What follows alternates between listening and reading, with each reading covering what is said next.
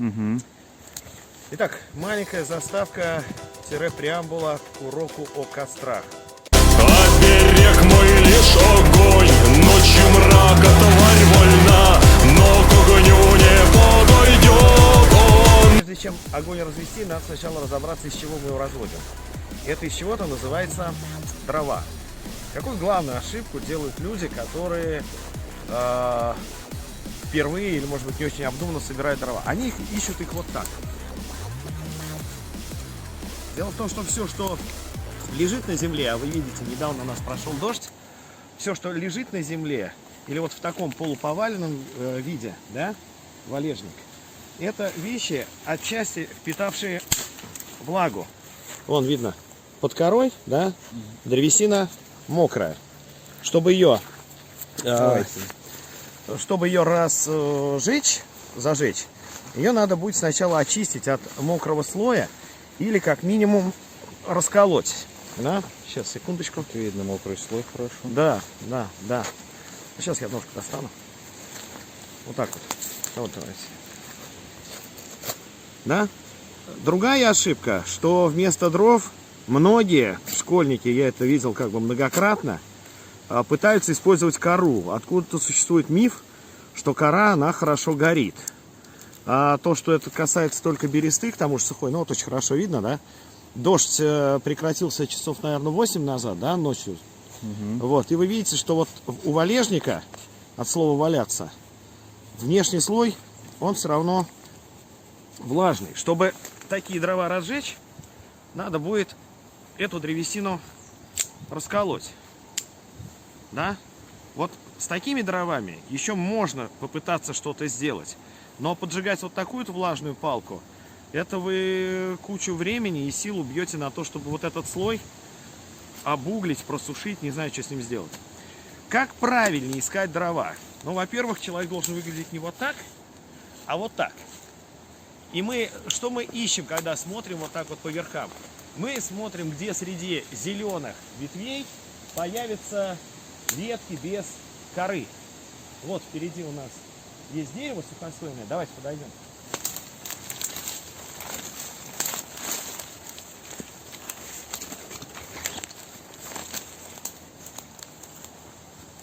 Почему мы ищем именно такое дерево? Раз на нем нет листьев и коры, значит оно гарантированно сухое. Даже если прошел дождь или идет дождь, с вертикальных ветвей вот таких вот у нас будет стекать вода, и, соответственно, дерево не будет намокать. Мало того, такие вещи очень легко ломаются, добываются даже минимальными усилиями. Вот, кстати, я нашел самую удачную сухостойку, которая нас вполне устроит. Давайте подойдем.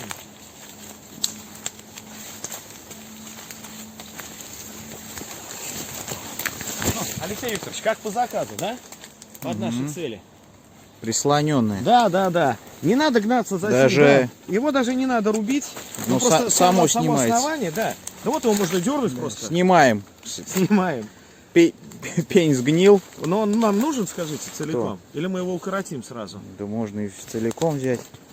У нас Ну, в принципе, даже имея уже костер знакомые длинный по будет. вот этим вот вещам, можно сразу вот так вот и отпилить. Отпилим или как? Да давайте там отпилим. Ну, давайте там отпилим. А это возьмем целиком. Причем, смотрите, что самое интересное. Верх его нас сейчас больше интересует, потому что тонкие ветки, это как раз то, что отлично подойдет для начала разведения костра. Она есть растопка, да. Да, это и есть растопка. Но, надо еще сказать, что когда вы несете дрова, надо не волочить их по земле, особенно после дождя или зимой, а все-таки стараться делать это на весу. Я боюсь, нам ее придется располовинить, потому что лес довольно густой. Чтобы выйти на площадку, где мы собираемся жечь, нам надо будет сделать это аккуратно. И главное, не потерять вот эти верхние ветки. Но если можно, небольшую такую панорамку вокруг. Для большой группы людей, видите, впереди совершенно шикарный, вот прям светится полностью ствол без коры. Но это уже такие основательные дрова. Валежник, который, казалось бы, ничем не отличается. Давайте подойдем все-таки, да? Вот, казалось бы, да, дерево сухое на 100%. Но вот из-за дождя, который прошел, тут очень хорошо видно, что вот верхняя половина, она абсолютно сырая.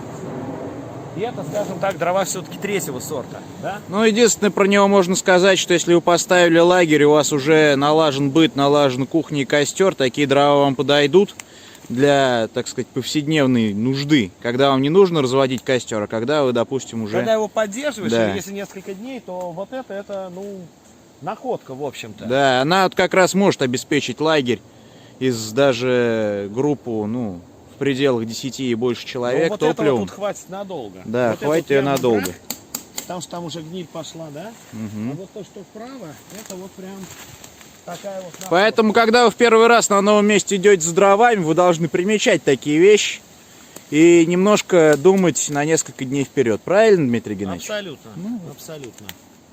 Ну что, берем? Да, что, пилим? Как? По 3. Не забываем про технику безопасности. Да, это вот хороший, важный совет. Когда вы начнете ходить в походы, учитесь все делать в перчатках. Это спасет ваши руки от множества порезов. Они будут гораздо целее. И упростит Да. ситуацию с гигиеной. Смотрите, как у нас там Ну, отличные да. трубы. Вот Почти. полностью сухая древесина. Внешний Да. слой видно хорошо, что вот он все-таки влажный. Поэтому это вот у нас дрова второго сорта. Но, смотрите, мы взяли дрова, которые не лежат на земле. Они все-таки висят. С них вода, по крайней мере, стекает. Да нормальные сухие дрова, что? Ну вот эти с ними нормально, будет но все проветриваются, хорошо. потому что, да. Давайте вот эту листинку возьмем и ту сушниковую. Ага. И будет то, что надо. Есть? Да. Иногда возникает необходимость, добыв какую-то дровину, частично разделать ее на месте, потому что вы видите, лес достаточно густой. Во-первых, идти трудно. Во-вторых, мы потеряем самые вот эти вот ценные тонкие ветки. Да. Чтобы помочь человеку, который пилит, можно вот так вот выгнуть Да, немножко, чтобы не заклинивало. чтобы пила не Видно подклинивала, да. Не самый И сахар. тогда, видите, сухая дровина, она даже наполовину распилится, наполовину сломается. Так. Так, Ну что, держите. сейчас я карман застегну. Есть? Угу. Предварительно заготовив будущие дрова. На плечо это, честно говоря, в густом лесу дурной тон. Берем за толстую часть и выбираем дорогу так, чтобы минимально затруднений встретить. Есть? Ну и когда выходите на открытое место, чтобы дрова меньше влаги собирали или снега с поверхности, лучше все-таки нести их так, чтобы они грунта не касались. На плече, но следите, чтобы никаких веток не было. И вот так по лесу, кстати, переносить не рекомендуется. Почему? Если есть какие-то ветки, и там сзади у тебя что-то зацепилось, а ты движешься по инерции, то вот ветка может сплошь и рядом по тебе любимому сыграть. А если у него тут торчит вот такой Да, вот да. сучок прямо на уровне глаза? Да, да. И, кстати, именно поэтому еще и дурной тон сюда втыкать топор по-настоящему. Так, да? И, кстати, обратите внимание, мы заготовили приличное количество дров без помощи топора. С помощью миниатюрной карманной пилы. И вот этих дров, Алексей Викторович, насколько хватит? Если на двоих-троих еду готовить. Ну, точно хватит нам на ролик о том, как разводить костер. Но я что хочу сказать, если вот это на готовку, нас двое, ну, по-моему... Не, ну пожрать хватит по-любому. на день, я бы сказал. Ну, 2 раза, да, точно. Если Если не греться.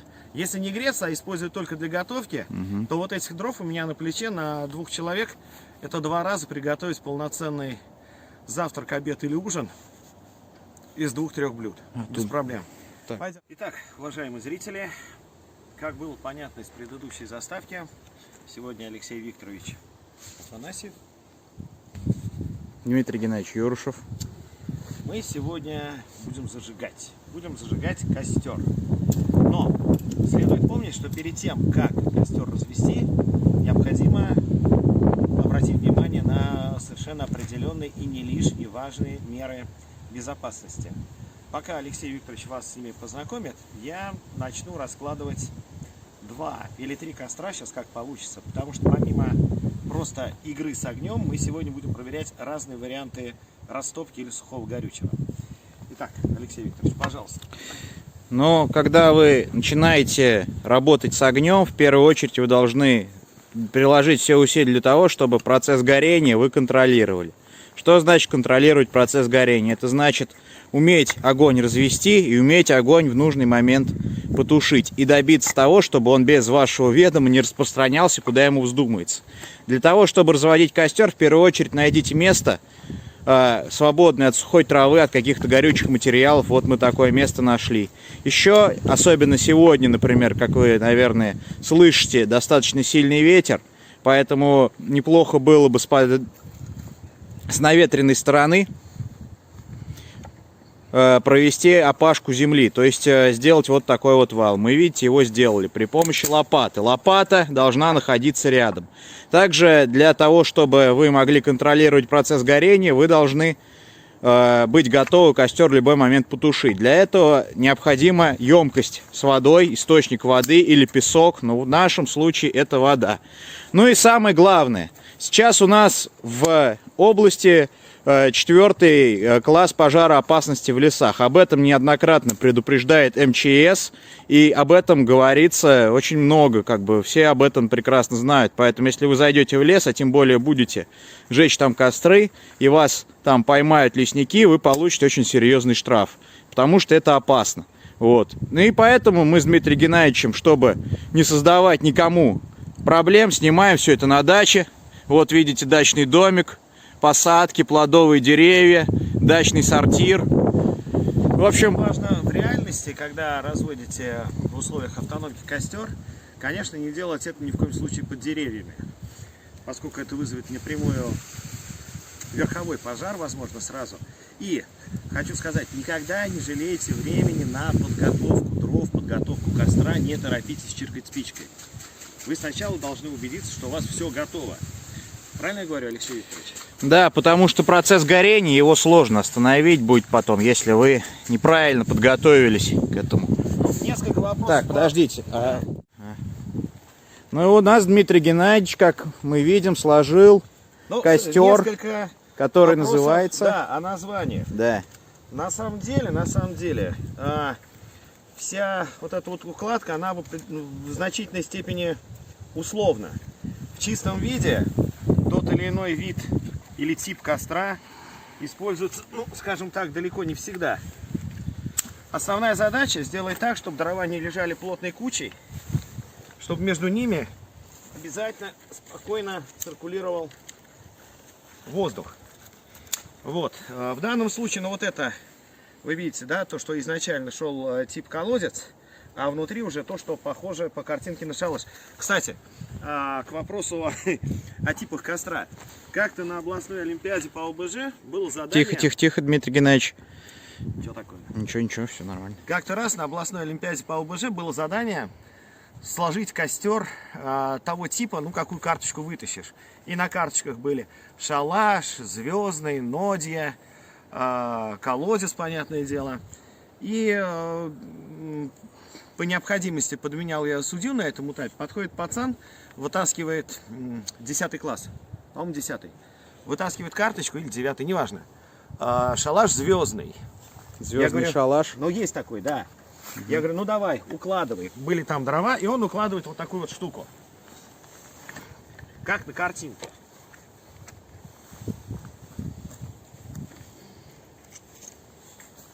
Вот. Ну так обычно рисуют шалаш звездный в пособиях. Я говорю, слушай, скажи, а где огонь? Он говорит, вот здесь. Я говорю, а гореть будет? Он, нет. Я говорю, а зачем выкладывал? Дело в том, что вот эта картинка, шалаш звездный, это результат уже прогоревшего костра. Потому что если говорить про звездный шалаш, то это вот так. Кстати, может, сейчас тогда такое разведем. И если вот это хозяйство прогорит, тогда у вас и получится шалаш звездный. Костер звездный. Вот. А в том виде, как он на картинках, к тому же не фотографиях, а прорисованных, но вы посмотрите, там понятное дело, что ничего гореть не будет. Вот. Так что да, наверное, вот это сейчас давайте покажем. Я тут начал импровизировать с другим немножко костром. Давайте пока. По поводу заготовки, подготовки дров. Ну, вы видели, что мы использовали те дрова, которые перед этим нашли в лесу, но может получиться так, что вот растопочных веток у вас недостаточно, либо они мокрые, либо они вас не устраивают. Тогда вам надо приложить какие-то усилия, чтобы сделать из круглых дров дрова какой-то другой формы. Причем топор для этого вещь вовсе не обязательная. Можно обойтись достаточно небольшим ножом, да, да, вот хотя бы и так.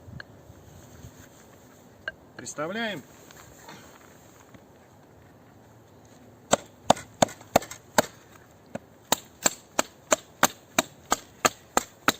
Вот видите, таким образом нож подходит и для колки. О чудо! Нож почти топор.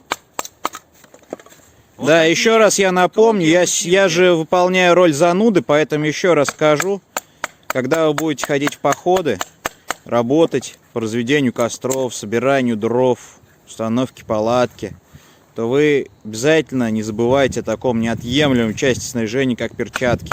О перчатках, я думаю, стоит снять даже отдельный ролик попозже. Безусловно. Потому что это очень важно. Это сохранит ваши руки, кожные покровы в целостности, но не только их. Это еще большой плюс с точки зрения личной гигиены. В плане всех остальных отравлений, заболеваний. В общем, перчатки, несварение желудка, мышиных лихорадок. Перчатки вещь очень нужная, важная. Про них будет отдельный ролик. Алексей Викторович, вот если можно сюда. Иногда, когда встречаешь, ну можно подумать, да, что сейчас я работал с довольно тонкими вещами, а когда у вас попалось достаточно большое сухое бревно, что вот такое, в нем всегда будет вот такая вот трещина при высыхании. Технологическая выемка. Да. Волшебным образом образуются трещины. Да. И вот здесь. Нож вот с таким, ну, конечно, справится вот этот нож, но вряд ли. Какую маленькую хитрость из древности известную здесь можно применить. Берете и изготавливаете клин. Надо сказать, что вот в одной из больших экспедиций в мире мастеров был такой проект давным-давно. Вот. Мы даже изготовили из больших каких-то болтов от какой-то разваленной техники. Мы изготовили эти клинья кованые. У нас кузница там работала. И ребята эффективно использовали эти клинья для заготовки дров. Даже вот так, наверное. Для заготовки дров из массивных пеньков. Ну, сантиметров по 40, по 60 в диаметре. Но мы сейчас будем использовать и деревянный. Так, что делаем? Вот у нас клин. Мы его вставляем не посередине, а лучше с какого-то края. Лучше сразу клиньев изготовить несколько. Ищем чурбак потяжелей. Вот у нас есть такая вот штука. Ищем чурбак потяжелей. Да, и, кстати, кто обратил внимание, хорошо, кто не обратил, поясню. Дрова никогда не заготавливайте на грунте. Они потом горят намного хуже. И в получившуюся трещину забивайте клин. Сейчас поудобнее возьмемся. Уже видна трещина. Еще 2 удара. Даже меньше. Вот здесь как раз нам бы пригодился второй такой же клин. Забиваем его сюда. И, в принципе, ну можно и этот вынуть. Сейчас-то уже, конечно, и руками разломать. Но давайте эксперимент завершим. Хотя тут довольно массивный сучок. Но вы видите, да? С помощью ножа деревянного колышка и полена колются довольно приличные такие вот вещи. Может, берем полено, нож. У нас получается трещина. Вот в эту трещину берем клин, вставляем и забиваем сюда клин. Сейчас немножко не подходит. Все, нож освободился у нас, потому что трещина стала шире. вот так по трещине, собственно говоря, идем. Поэтому можно дерево колоть и с помощью дерева. Кроме костра, мы сегодня с вами будем еще и анализировать разные варианты растопки. Что мы будем использовать? Мы будем использовать старый, проверенный и мной лично, кстати, очень уважаемый способ разведения костра. Это оргстекло. Палочка из оргстекла.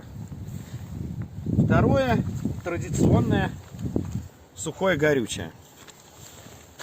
Третье. Вульгарное, я бы сказал. Да, обыденное. Обыденное. Третье, это вот мы берем опять, кто помнит, был у нас был урок по носимым аварийным запасам. Это я... Берем армейскую аптечку и Нет. там оказывается Здесь не у нас аптечка. много чего, в том числе ватные.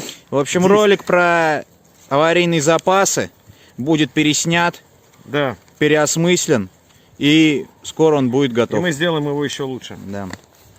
Вот, это ватный диск, который окунули в расплавленный на водяной бане парафин. Сейчас, подождите. А, Стойте, не это. Не надо его сейчас. Оп, все. угу. Говорю. Да. Ватный диск опустили в растопленный на водяной бане парафин. Стоп. Про парафин. Итак, опустили в парафин. Для удобства использования диск разрезали пополам, так он легче вылезает. Ну и в принципе вот такого кусочка вполне достаточно. Ну и традиционное, то что можно найти, а не везти с собой. Мы собрали прошлогоднюю сухую траву. Она слегка влажная после дождя, который ночью закончился. Но использовать будем мы и ее в том числе. Вот такие вот манеры, да? Так, ну что, есть у нас подготовленные щепки, небольшие фрагменты. Дрова, чтобы не загорелись раньше времени, мы от костра отодвигаем.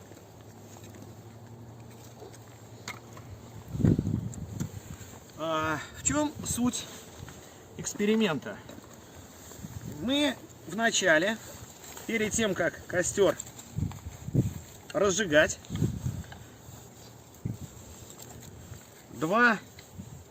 все три искусственных, скажем так,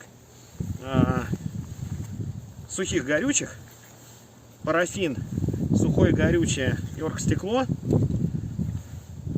обмакнем в воду, чтобы проверить, насколько они после этого будут пригодны.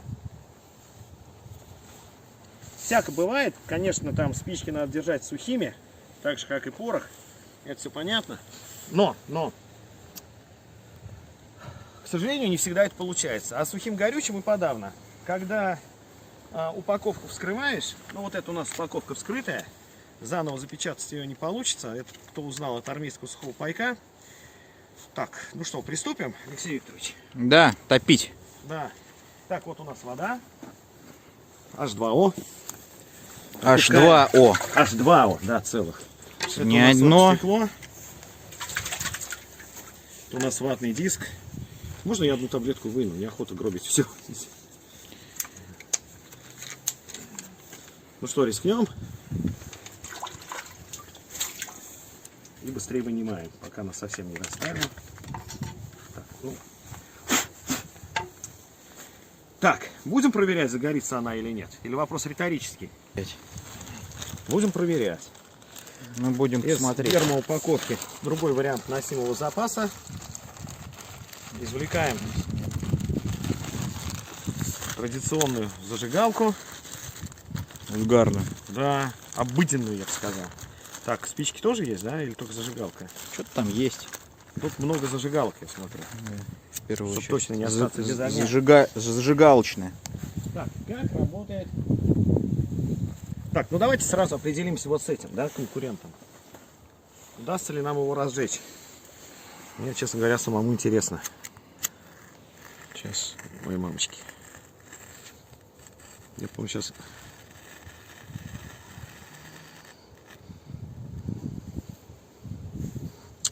Ну, Не взлетела. не взлетело. Не взлетело. Так. Ну, давайте вот эту штуку возьмем. Сюда, если можно, да? Значит, как вот такая вещь работает? Так, почему она секунду. мне... Да.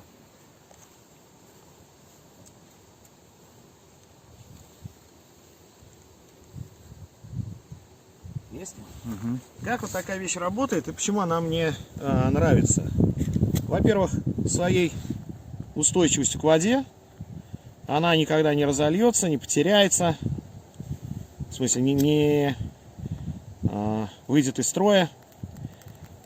И самое главное, вот этой палочки ее хватит для того, чтобы ну, примерно раза 3 костер разжечь. Так, вот она у нас горит. Что дальше делаем? Так же, как сами дрова, просто кладем в середину. Да? Ну и, в общем-то, можно про нее на какое-то время забыть. Забываем какое-то время? Зачем? Ну да, забываем. Берем ватный диск. Что там происходит, показываю. Ну, Происходит там горение. Мы не стали даже особо Ватное... мелкие дрова сюда укладывать, потому что сюда я планировал сразу как раз вот оргстекло положить. Как только загорятся сами дрова, да не надо ничего поправлять. Специально я сделал такое неаккуратно уложенное. Угу. Как только дрова загорятся, палочку можно вынуть, воткнуть в землю и потом использовать остатки в случае необходимости. Вот. Пока разгорается, можно там приготовиться к приготовлению пищи. Так, ватный диск, поехали. Но ватный диск мы будем использовать вот в паре с сухой травой. Что может быть не вполне корректно, конечно. Так, вот парафин начал плавиться. Горят свечки, кто знает и помнит. Не парафин, не вата, не фитиль, а пары парафина на поверхности вот такого вот фитиля. Довольно сильный ветер у нас сегодня. Кстати, кто не знает, в дровах тоже горят не дрова, а газы, которые выходят из поленьев при Ну вот, термическом горит ватный разложении.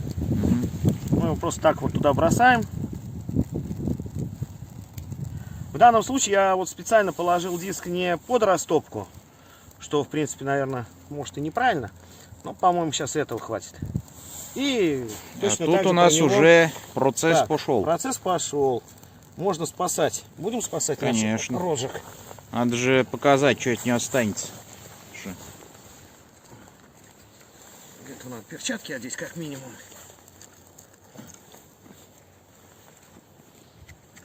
Итак, дрова горят. У нас осталось после розжига вот такой фрагмент. Давайте я его помою. Ну пусть сначала остынет, пока горячий. Но он и остынет сразу. Студить и промыть. Получится вот такая загогулина, которую можно использовать дальше. Это такое же оргстекло.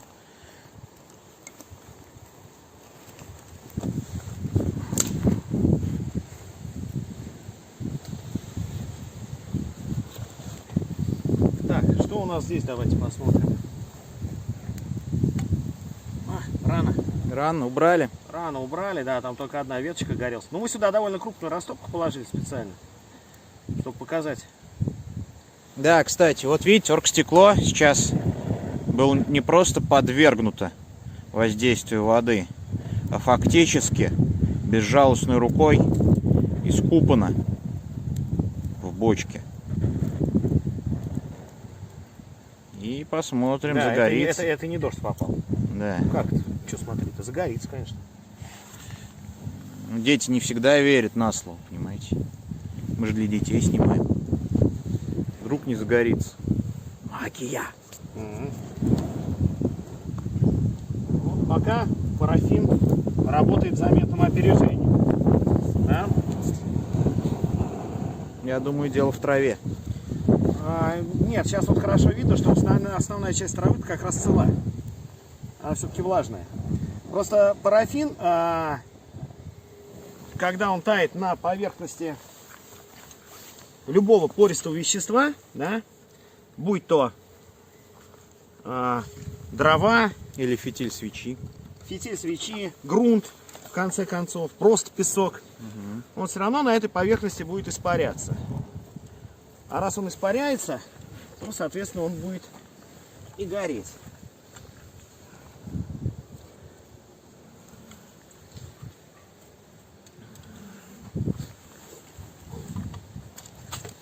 Так. Ну вот здесь у нас звездный перешел плавно в шалаш. Да? Объяснить, зачем вы такую надставку делаете? Дело в том, что чем выше конструкция дров у вас, тем больше возникает тяга. Ну, кто с печками сталкивался, знает, да, что чем длиннее труба, тем быстрее и проще идет процесс горения. Поэтому и верховой пожар, собственно, в лесу Да. опасен. С наветренной, с подветренной, точнее, стороны подкладываем дров еще. Здесь тоже давайте увеличим тягу вот таким вот образом, да? Возвысив, я бы сказал. Но не надо закладывать слишком плотно. Тогда не будет тяги, костер у вас задохнется. Как не вспомнить очередную олимпиаду, очередной вопрос олимпиады по лыже. 3 необходимых условия для горения. Топливо, источник искры, сама искра, Инициатор. инициатор, да, и кислород. Ну вот, пока у нас парафин, по-моему, свое отработал убедительно. Все-таки я не соглашусь, тут дело не в траве. Вон трава, она там, на самом деле видно, что она высыхает. Влажная была очень. Ну, как вариант, почему бы нет. Вот, ну а пока у нас все дело разгорается, собственно говоря, для чего мы разводим костер? Да, возможно, это будет у нас для обогрева. Я предлагаю нашим зрителям рассудить, в чем же здесь дело. Это будет отличное домашнее задание. Написать в комментариях, почему вот этот костер, который вот этот вот горит сейчас гораздо ярче, чем вот этот. Пожалуйста, ваши комментарии будут нам очень интересны. Угу. Ну, там процесс идет своим чередом. Итак, нет, для чего мы костер разводим? Конечно, может быть для того, чтобы согреться, да? Кроме этого, есть еще какие-то цели у костра в походе в автономке? Чтобы отпугнуть диких животных, Но чаще всего, стремятся. все-таки для того, чтобы приготовить еду. Но вы видите, сейчас нам никакую посуду сверху поставить, подвесить не получится, правильно? Почему? Потому что нам не на что все это дело ставить и вешать. И вот здесь, давайте рассмотрим один из самых простых вариантов. Дело в том, что вот мы с Алексеем Викторовичем сейчас представляем из себя группу из 2 человек. Да? Нам надо приготовить какую-то еду. Самую неподходящую посуду мы взяли. Ведро. Здесь порядка 2,5 литров воды. Хватит нам чайку попить, Алексей Викторович? Да, вполне. И ноги помыть еще. Да. Что делается дальше? Необходимо найти бревно, камень, что угодно, на что вы можете облокотить длинную, желательно не очень сухую вот такую вот жердину. Да? А чтобы... Ну вот у нас сейчас маловато высоты. Найдем что-нибудь еще? Подставить под эту? А. Ну вон полен лежит Где? слева от вас. Вот эти. Вот эти? Ну да. Можно мешок поставить вообще. Потом вернем на место. Да, или эту. Кусок шпалы. Или что это? Не, бетонный блок вообще круто. Бетонный блок.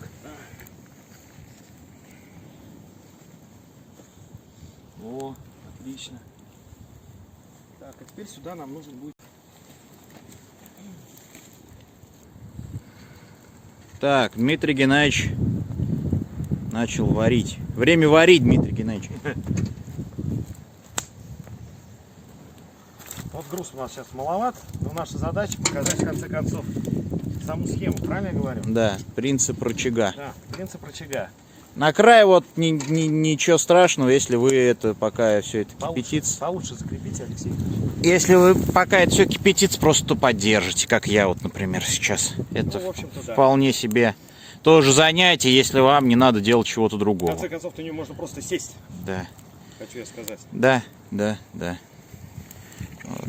Как хорошо. Камеры сами снимают, а я держу бревно, а Дмитрий Геннадьевич подкладывает. Дрова в костер.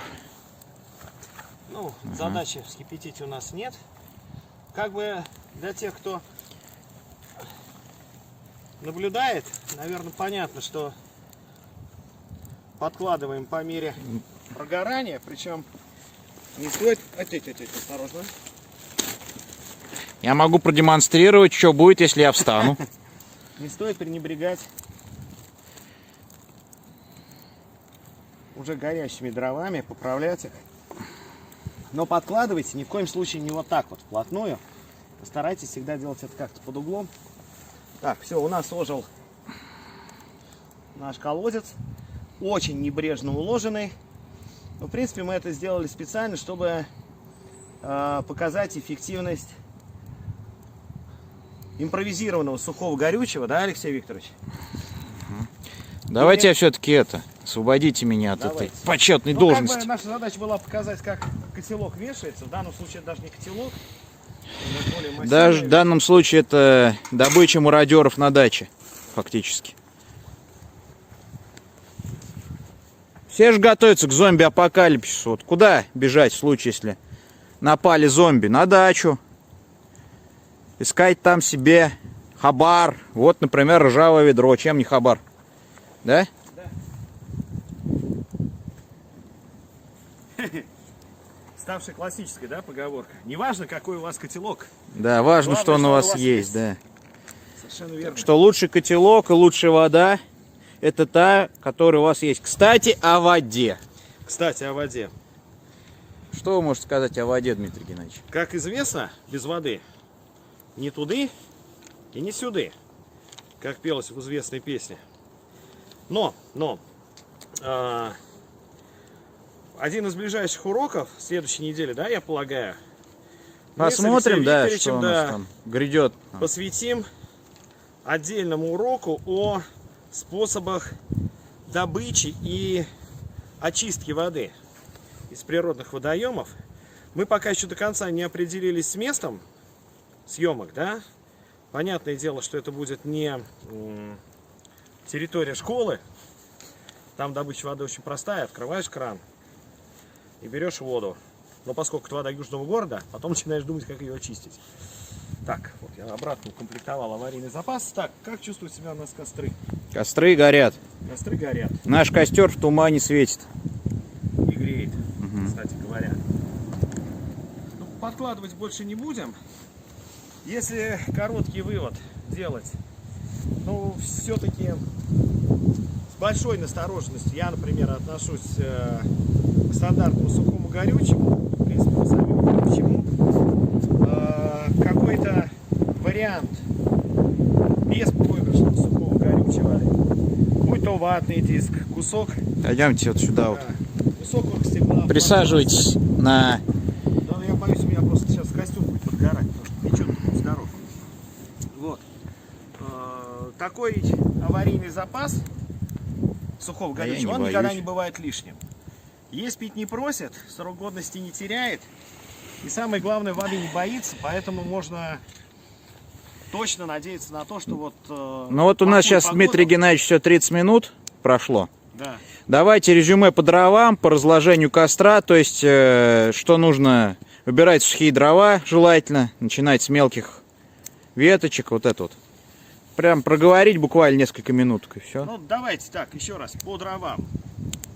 Не стремитесь подбирать то, что лежит на земле. Даже если не было дождя, эти дрова, особенно если у них есть кора, впитывают влагу, конденсат, который каждый день бывает утром, вечером, да? Вот. Старайтесь искать все-таки сухие ветки, стволики без коры, ну, желательно вертикальные, то, что называется сухостой. Вреда природе вы не нанесете, а добываются они гораздо легче. И самое главное, они работают гораздо лучше. Это раз. Во-вторых, перед растопкой, перед разжиганием точнее, внимательно посмотрите, сами дрова, вот, которые у вас начинают костер, они точно загорятся вот от спички. Самый простой вариант, это если вы не используете сухое горючее. Если вы зажигаете спичку, от нее загорится что-то, что чуть толще спички. То есть вот первые дрова тонкие, они должны быть такими.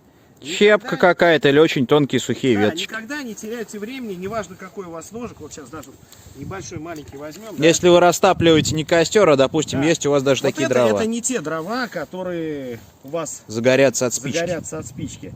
Вам надо, сейчас не самый мощный ножик берем, да? Даже вот это будет крупновато. Если вот эти, допустим, использовать для растопки, я бы сделал вот так. Да, Алексей Викторович? Да. И можно даже еще помельче.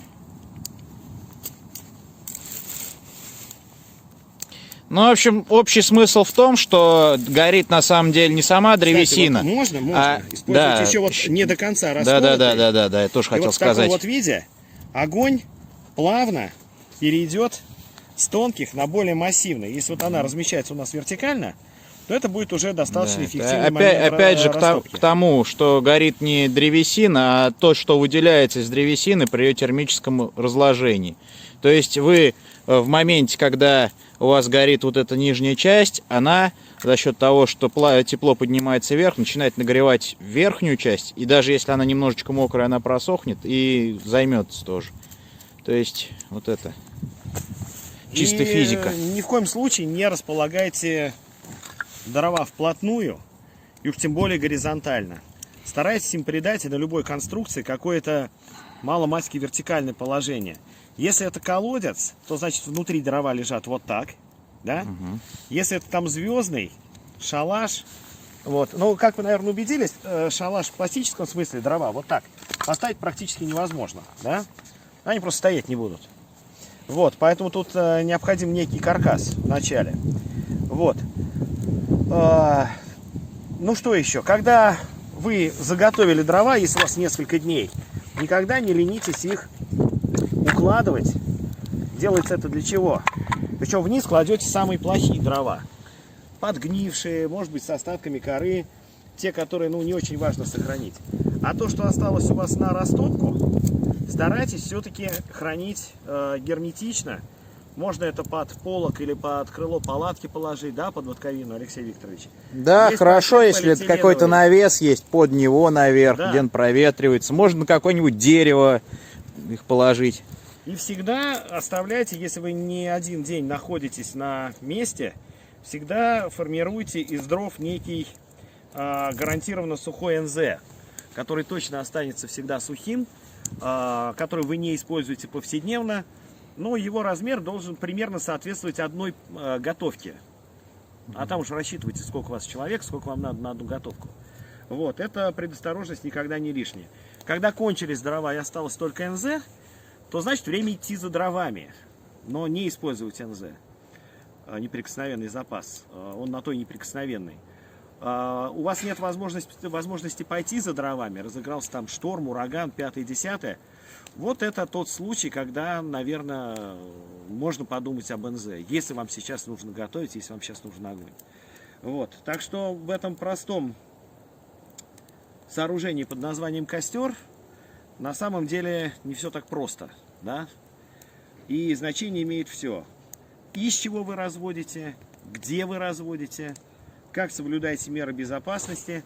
И, собственно говоря, насколько он будет для вас эффективен. Ну и в конце можно только добавить, что, как известно, костры бывают разные. Шалаши, надьи и все остальное. Но самый лучший костер... Тот, который горит. Тот, который горит. Как вы его назвали, на что он похож, вот честно говоря... Кстати, не дословно, а почти слово в слово выводил какую-то группу, достаточно постороннюю. Ну, случайно. Какая-то школа попросила, не помню. И раскладываю костер. Самые продвинутые пацаны, это был где-то 6-7 класс, вокруг собрались.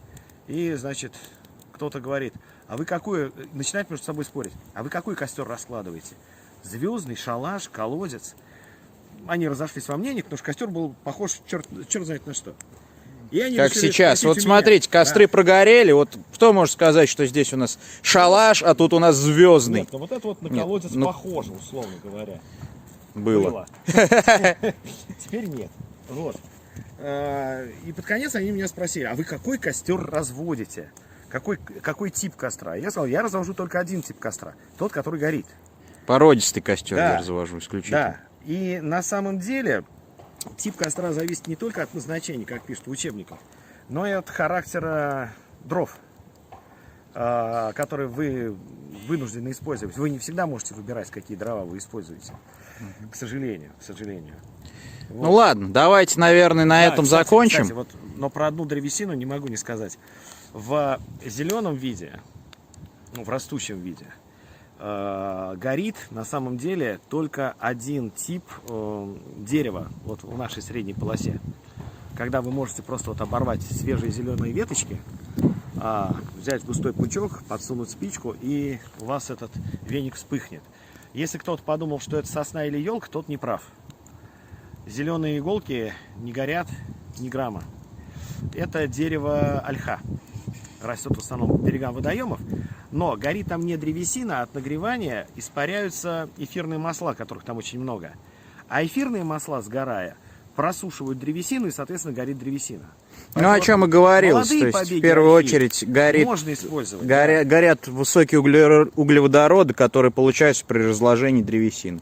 В ольхе, значит, эфирных масел больше, и эти углеводороды более летучие, более легкие, воспламеняющие, дают лучшую, так сказать, эффективность при горении. Ну ладно, И давайте. самое главное, никогда не оставляйте костер не потушенным. Да. Покажем, да? Наверное, или пусть догорает, пока потом потушим. Да пусть догорает. Если у вас нет возможности Залить костер водой. залить костер водой, тогда берете лопатку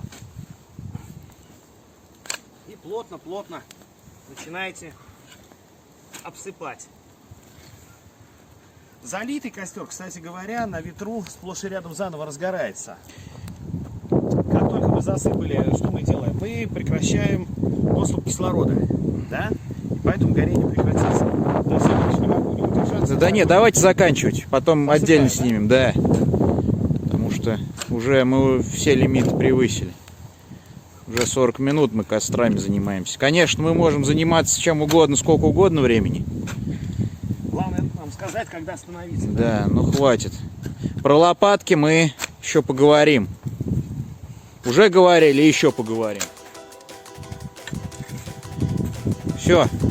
Как будто бы ничего и не было. Все спрятали. Да. Ладно, до свидания всем. Дмитрий Геннадьевич, Всем благ. прощайтесь. До новых незабываемых встреч. Пока-пока.